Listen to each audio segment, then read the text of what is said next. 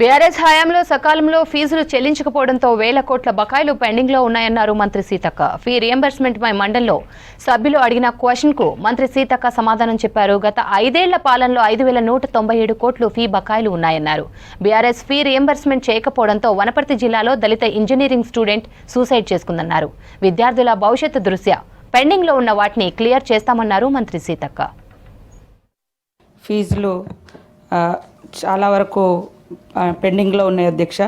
గతంలో 2007లో ఆనాటి కాంగ్రెస్ ప్రభుత్వం వైఎస్ఆర్ గారి ఆధ్వర్యంలో చదువు కొనలేనటువంటి పేదింటి బిడ్డలకు చదువు భారం కాకూడదనే ఉద్దేశంతో కార్పొరేట్ విద్యను అందించాలనే లక్ష్యంతో ఈ పథకాన్ని ప్రవేశపెట్టడం జరిగింది అధ్యక్ష.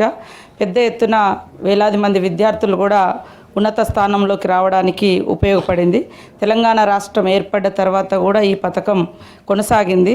కానీ 2019 నుంచి ఈరోజు వరకు బకాయిలు పేరుకుపోతూ గుట్టల్లా మిగిలిపోయినాయి అధ్యక్ష. 2019లో 19-20లో 40 కోట్లు, 20-21లో 209 కోట్లు, 21-22లో 981 కోట్లు, 22-23లో 2120 కోట్లు, 23-24లో 1845 కోట్లు.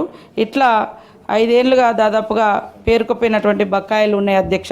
గతంలో కూడా ఫీజు అంటే పే చేయలేక లావణ్య అనేటువంటి విద్యార్థి కూడా మహబూబ్నగర్ డిస్టిక్లో ఒక దళిత విద్యార్థి, ఇంజనీరింగ్ విద్యార్థి గతంలో చనిపోయింది అధ్యక్ష. ఫీజు కట్టలేని పరిస్థితులలో వాణి గారు చెప్పింది కానీ, మరి ఏవిఎన్ రెడ్డి గారు చెప్పింది కానీ విద్యార్థులు ఇబ్బంది పడుతున్నమాట వాస్తవము.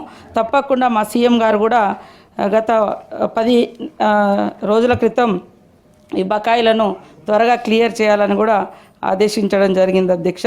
గత ప్రభుత్వం పెద్ద ఎత్తున పెండింగ్లో ఉన్నాయి. సరే, ఏదేమైనా అంతిమంగా విద్యార్థులు ఎడ్యుకేషన్ అనేది మన ఇంపార్టెంట్ కాబట్టి దాన్ని దృష్టిలో పెట్టుకొని